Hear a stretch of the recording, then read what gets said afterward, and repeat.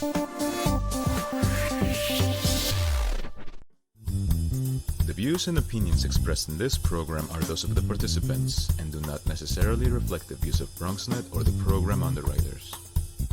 Welcome to Public Health America, a 30-minute program on BronxNet where we talk with national experts to promote health and social justice. I'm your host, Dr. William Latimer. We begin by focusing on a current health topic from the COVID pandemic to cardiovascular disease. Our goal is to provide you with not only the best science, but practical tips to live a healthier life. On Public Health America, we also celebrate what studies have long documented, namely the unparalleled value of a college education by setting the stage to pursue a career of your choice, increase lifetime earnings and opportunity, and champion the ability to engage in civil debate. But for many, finding a path to college is neither clear nor certain. What if you're a high school student with supportive parents, but feel daunted by the prospect of being the first in your family to attend college?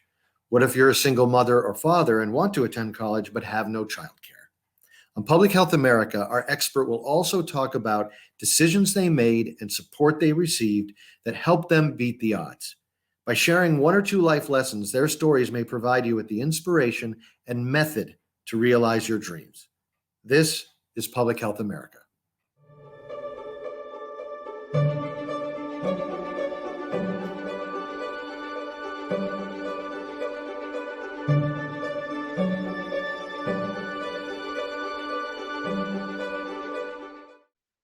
Welcome to Public Health America. I'm your host, Dr. William Latimer. It is such a pleasure to have with us today Dr. Marc Atkins, professor of psychology and psychiatry at the University of Illinois at Chicago and director of the Institute for Juvenile Research. Marc, welcome. Well, thanks, Bill. It's really a pleasure to be here. Thanks for having me. Thanks so much. So, Marc, we're going to talk a little bit about urban and children mental health and mental health needs. Set the table for us. What do we need to be doing these days? Sure. So I think if COVID's taught us anything, it's taught us something about health disparities, and included in that are mental health disparities.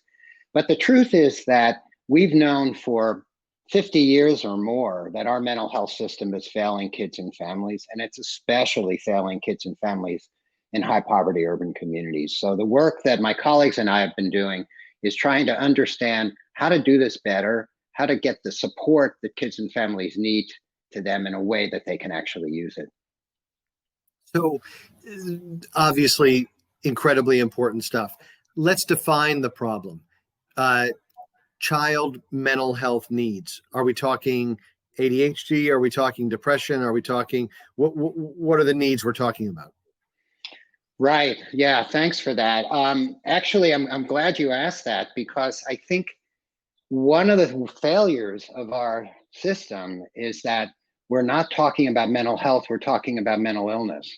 But I'm talking about mental health. In the same way we talk about health and wellness, we talk about cardiovascular health, the things you can do to keep your heart healthy.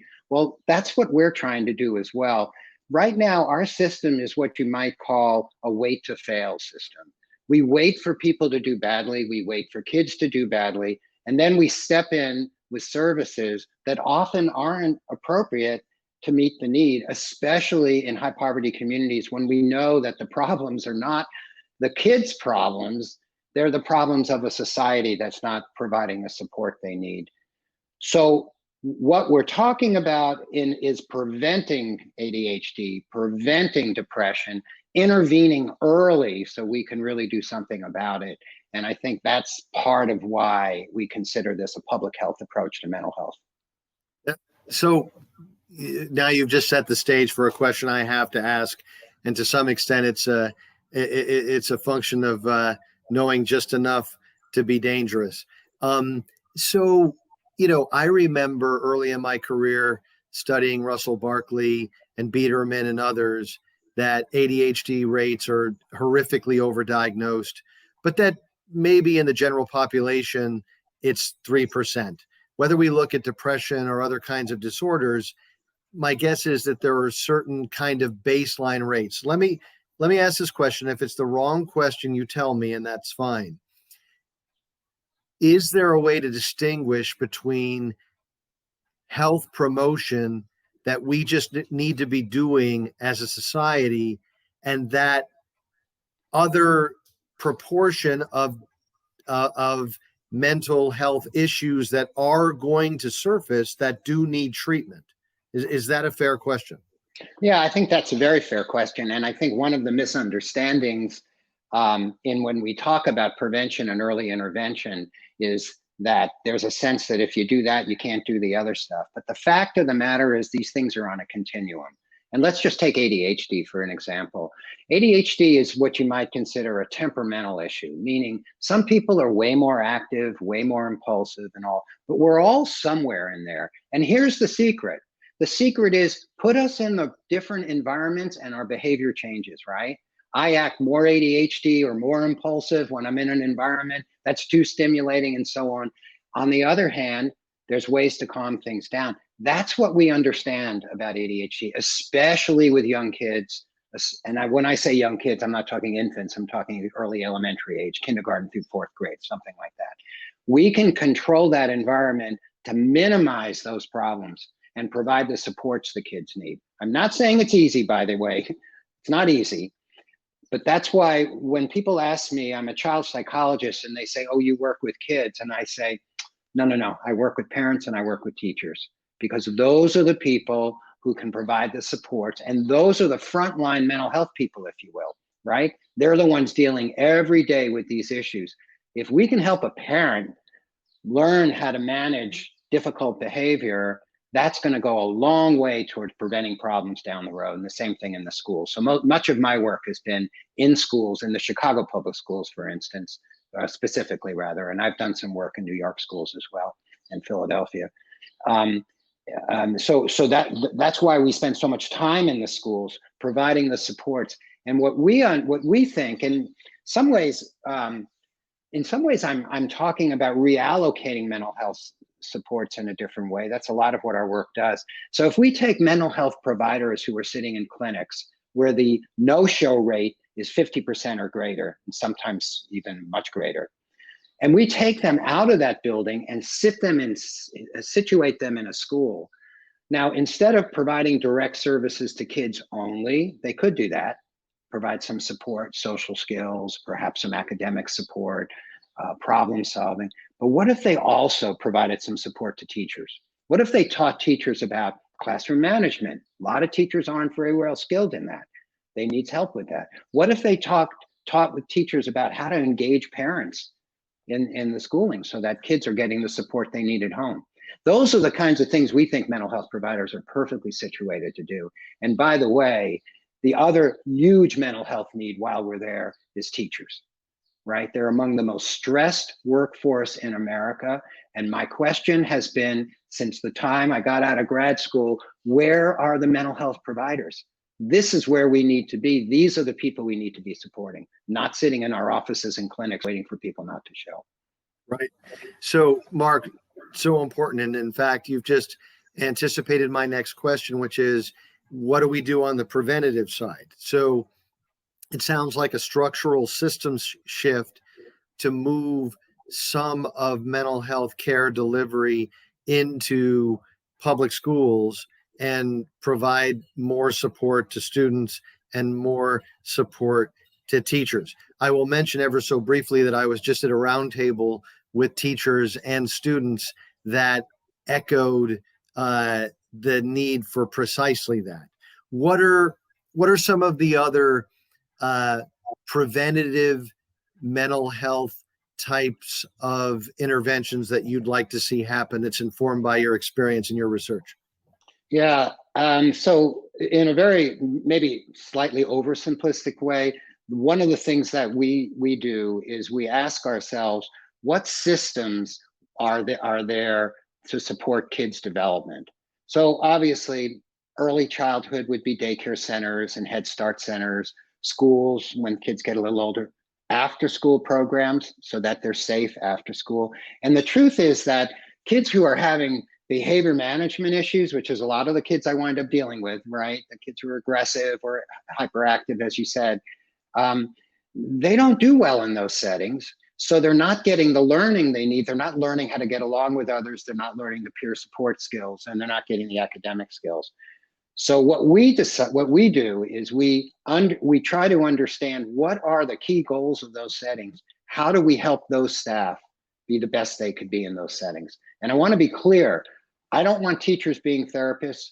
I don't want after school program staff being therapists, except in the way that a parent might be a therapist in providing supportive help or correction or so on. Certainly we want to help them do that. But what I really want to do is help them figure out how to engage the kids more successfully so that they'll succeed in those settings, right? If we keep kids in after school programs, instead of wandering the streets as they get a little older, or instead of sitting at home watching TV, they're learning a whole bunch of stuff. But the staff need some support for that as well. And again, that's where I think reallocating mental health supports so that we're teaching the staff the kinds of skills they need to engage the kids. And that's exactly what we do in schools. The one thing I will say about schools, they're very, they're an interesting environment, we'll say, because basically what happens is teachers go in classrooms and close the door. So there's not a lot of peer support, but we can set that up. We often set up learning communities in schools so that teachers are talking to each other and supporting each other. We want to get parents involved. These are all prevention strategies, right, if you will, because we're preventing problems later. The more successful a teacher is at managing her classroom, at engaging kids, the more successful the kids will be.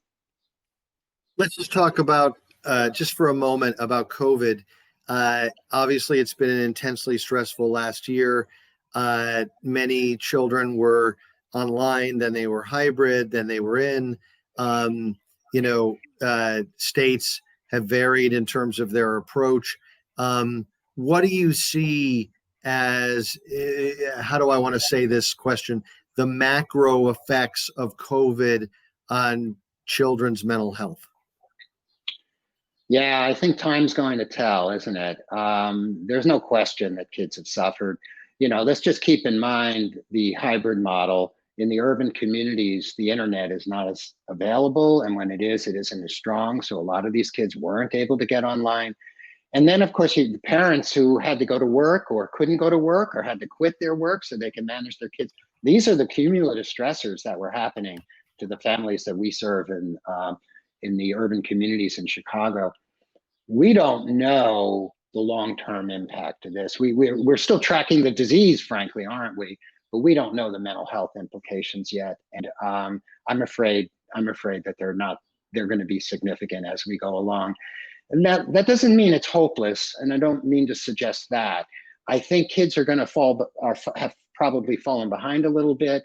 I think some of them have lost the supports they need, but we can get those back. And when we get them back, I hope we do it in a way that we're starting to see now, where we're starting to get the kind of supports to kids and families that they've needed all along. The extra money that parents get for to manage their kids. Perhaps we're going to see some extra money in schools so that we have more staff available to manage kids, to break classes down into smaller sizes. By the way, the counselors and so on can be extremely important that way, and mental health providers can be extremely important that way. Were I running the world, I would like to get them out of their buildings and into the buildings where kids live, work, and play, right? I'd like to get them in homes. I'd like to get them in schools. I'd like to get them in after-school programs so that those are thriving. I think that's a workforce that we can do. And let me just say quickly so that I don't mislead anybody. Certainly high-end mental health services are important at times. I don't doubt that. Think of it as a medical model in a way. Think of it that there are times when you need heart surgery, we'll say, or something, right? But that's not our go-to. We don't start with that. We try to prevent that kind of stuff, but certainly we need that. Or diabetes, we want to control obesity because we know it leads to diabetes. So we don't only want epidemiology. We don't only want treatments for diabetes. We also want to prevent it, and that's the same model for mental health. Certainly we're going to need some high-end services from time to time. Things get complicated for sure, but we want to prevent that as much as we can. Mark, great. Thank you. We're going to take a quick break. When we return, Dr. Marc Atkins will tell us a little bit about his personal journey through life and academia that led him to be able to do the great work that he does. We'll be back in a moment with Public Health America.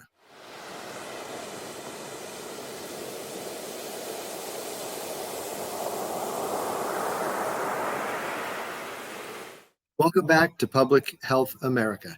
I'm your host, Dr. Bill Latimer. So pleased to have Dr. Marc Atkins here with us, professor of psychology and psychiatry at the University of Illinois of Chicago and director of the Institute for Juvenile Research. So Marc, even once I got my doctorate, I remember early in my career just being very intimidated through no fault of anyone by senior academics who were just really smart and really accomplished. And part of what we're trying to do in this second segment is just to let folks know that all these really smart people that do really great work and spend lifetimes to try to serve communities through higher ed are people that face challenges too. So I'd like to open, as I always do, tell us a little bit about where you were born and your formative childhood experiences, if you would. Sure. Yes, happy to. So I grew up in New York City, in Manhattan, when I was young, and then I went to high school in Queens. I lived in a housing project on the Lower East Side of Manhattan till I was 10, and then we moved out to Queens, and I went to Forest Hills High School. So I was a product of New York City public schools the whole time, K through 12.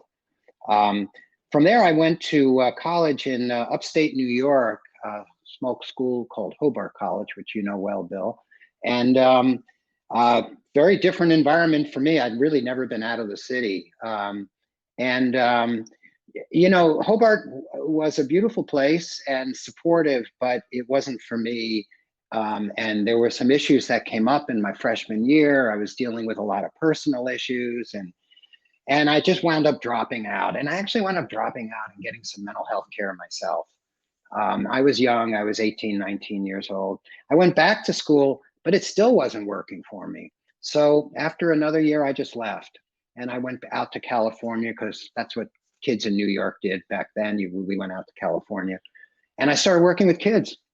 And I found that I had a passion. I had a passion for working with kids. I just didn't even know it, although I'd been an uncle and I knew I liked kids. But so I worked in daycare centers for 5 years. Then I worked in residential treatment centers for 3, all the time planning to go back to college at some point.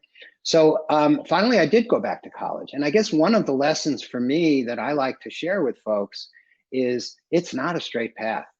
And it's what they say, a marathon, not a sprint, right? So I think that's my lesson. And I finally did go back, and I wound up working with kids, and I wound up loving psychology, and ultimately got my doctorate at University of Kansas. I got a master's, and then Florida State, I got my doctorate. So it took me longer than most, but I'm really happy I did. And I will say, lastly, that probably my years working in daycare centers and the residential treatment centers might have been the most important experience I've ever had in my life.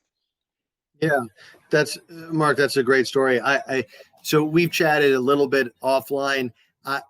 One thing I haven't shared, my first job after undergrad was teaching at Eagle Hill School in Ware, Massachusetts, with children with a variety of strengths and areas to grow. My starting salary, this is irrelevant, but was extremely meager at best. But I learned such a great deal from that experience. Let me ask you, we spoke before. When you first went to undergrad, it was during the late 60s. Is that correct? That's correct. Yeah, 69, 70.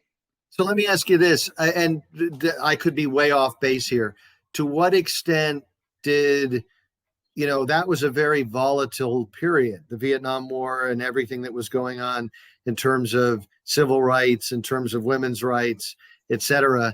To what extent did that play into your experience at the time and decisions that you made? Yeah, well, they were huge factors. My family was very political. My parents are both lawyers, very active in the labor movement and the civil rights movement. And when I got up to school, there was a lot of anti-war protests going on, and I was very involved. It was much more than I could handle. In some ways, I can really empathize with kids dealing with COVID now and so on. I imagine this is even worse, but I was at a low. I was at a bottom. I was really lost. I didn't have a sense that I could get through this myself. My parents were tremendously supportive. And ultimately, when I decided to go out to California, I didn't have a plan. I just knew I wanted to work with kids. And I couldn't have done it without my family, of course. They were there for me, even though we didn't have cell phones at the time, but we wound up talking every now and then. I think the political time was more than I could handle. And one of the things that happened when I started working with kids is I found a new passion. I found a new way to focus my energies on social justice, what we call now social justice. Well, that's what I was doing. And I think to some extent, that's what I'm still doing. I'm still trying to figure out, how do we develop a more equitable world? How do we get services to people who really need it in a way that they can use it and it's going to really help them? Not a model that's based on having to drive somewhere and go see someone that you don't know and all. That doesn't work for everybody. It works for some people. It doesn't work. It worked for me, but doesn't work for everybody. And I think that the political times are always important, whether we realize it or not. They were particularly important for me. Sure. And certainly, Mark, to me, a key theme that resonates with me and I think makes such enormous sense is that you had very practical, meaningful work experiences during that sort of transitional period that crystallized for you what you wanted to do. So that my guess is that when you did go back to college, you kind of had more of a mission, like you knew where you wanted to go. Is that fair? That's exactly right. And I think I appreciate you saying that, because I think when I think about it, I wasn't thinking too far in the future. I was going one step at a time. The first thing I needed to do was get my feet on the ground and start feeling better and feeling like what I was doing was meaningful. And working with kids was fun. It was interesting. I was having a good time, but I also thought it was important. And that meant a lot to me. Then, in fact, one of the reasons I went back to school was there was a head psychologist this was a school district daycare center in Davis, California. And there was a head psychologist who said, you really ought to go back and get that degree. And you seem to like kids with behavior problems. Why don't you think about getting it in psychology? And so with her encouragement, I wound up going to UC Davis and getting my degree there. And then I started working residential treatment. I almost went to social work school because they were all social workers. At the last minute, decided I wanted to do some research. I had never done any research. I wanted to learn about it. So I went to University of Kansas and got a degree. So I was always taking a step. And that's the thing I was thinking as you were talking. I wasn't getting too far ahead of myself. So I'm kind of amazed because I didn't think I was that thoughtful. But as I look at it in retrospect, it does feel to me like, well, that probably was a good thing, that I was taking a step at a time and not getting too worried about, am I going to get this? Am I going to get that? I'll get what I get. It'll come. Sure. It'll come. And it does seem to me that a second critical lesson that I think would benefit so many people, including current college students, because certainly in my experience, a lot of students, for understandable reasons, you were born and raised in New York City. In New York City, there are a lot of young students that then go to college, and I interact with quite a few of them, and I would describe many of them as very thoughtful and very bright, but also very practical. And what I mean by that is they are like, I need to get a degree and I need to get a job. And that's great. That's all good things. At the same time, you point out that a mentor said to you at a critical moment, maybe you should advance your education beyond what you had currently thought. At another moment, you made a decision either on your own or with assistance that you wanted to get additional experience in research, and that was critical to where you landed. And so I'm just trying to ferret out the sort of critical pieces in that soup that together led you to be able to do the great things you've done.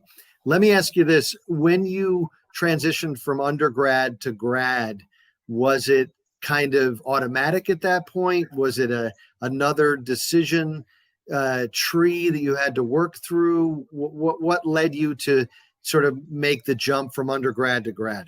Yeah, so it wasn't right away. I finished my undergraduate degree and then continued working with kids, this time in residential treatment centers. So I had 5 years in daycare centers working as a daycare teacher, making, like you said, not much money, but I made enough. And then I started working in residential treatment centers in San Francisco. And Sacramento, started in San Francisco for a couple of years. And at that point, I realized, I think I can do this. I think I can go on. So I was thinking about social work school, and I actually got accepted at UC Berkeley with the help of the people who were at this residential treatment center I was working at. But last minute, somebody had talked to me about psychology. That psychologist I mentioned earlier in the school district, I guess I was thinking about her. Her name was Hannah Bauer. And I was thinking, I don't know, Hannah said psychology, but psychologists do research. I didn't realize that. I better learn a little bit of research and then I'll decide. So I got a master's degree and I was taking a step at a time. And when I got the master's degree, they said, you could stick around here and get your PhD in child development. But I had this psychology thing in my head. I was a little bit stubborn. So I applied and got into the PhD program at Florida State University. 100% right that there were mentors, there were key people along the way. My parents were critical. My older brother was critical, supports in that way. But I also think that there's a lot of different ways of doing this. And that's the one thing that I talk to undergrads. We have a lot of undergrads. We have a lot of first generation college students at UIC where I teach. And I talk with them a lot. Again, this idea that it's a marathon, but also there's a lot of ways to do it. For instance, a number of students that I've worked with have started with community college. They do that for a couple of years. Maybe they need to work. And then they come back to UIC, for instance, where I am, and then finish their degree. I think that's terrific. That's not the only way, but I think that's a terrific path for a lot of people. It gives you a transition towards it. The 4-year college is not necessarily the way everybody can do it. And too many kids drop out too early for a variety of reasons. So we need to support them. We need to give them a sense that, you can drop out and come back. You can, this is life. This isn't, structured like high school, right? This is life. We can do it in the way that works for us. Absolutely. Marc, this has been great. Certainly I think find your passion, get some practical experience, the critical importance of parents and mentors, and understanding it's a marathon, not a sprint. All great lessons. I want to thank you, Dr. Marc Atkins, for being our guest here on Public Health America. I want to thank folks for tuning in, and we will see you next time. Take care. I'm your host, Dr. William Latimer.